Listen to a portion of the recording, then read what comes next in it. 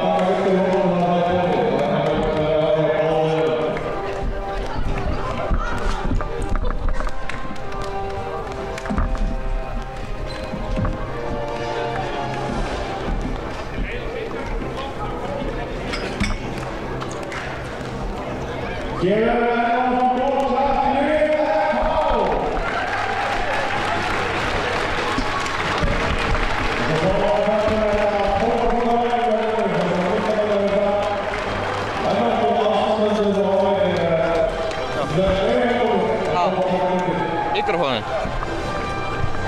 Já, erum við inn í.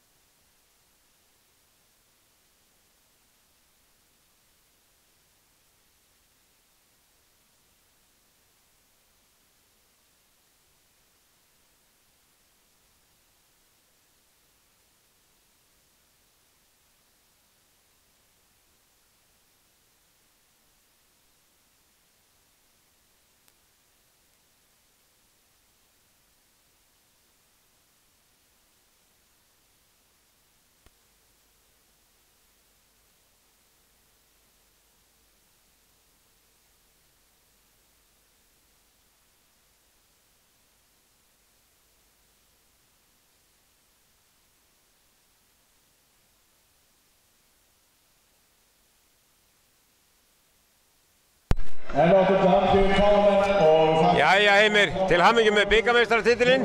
Þetta var ljúft og lögumannlegt. Hver eru þína fyrstu viðbrögð til leik? Já, þetta kom virkilega óvart.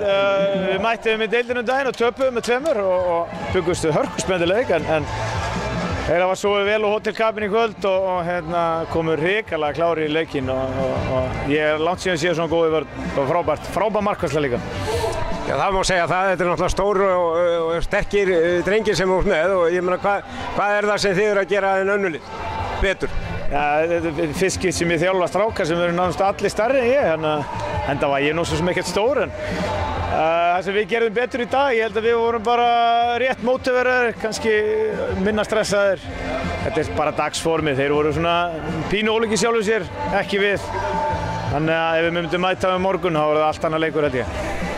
Já, mér skilst að þetta séu 2 bestu liðin í þessum aldursflokki og af þessum kaliberi og þannig að það er bara gríðarlega sterkt að koma hér suður yfir heiðar og landa þessum titli og þið hljótið að vera mjög stoltir fyrir norðan að eiga þetta mikið af efnivið sem er að koma upp.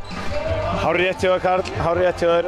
Við erum búin að bíða svolítið lengi eftir svona alvöru flokk og ég er örugglega fyrst skipti í sögu KA nema bara í gamla daga við séum með 2 skyttur sitt hvora megin. Alltaf verið eitthvað lágastir en þykkir eins og menn segja.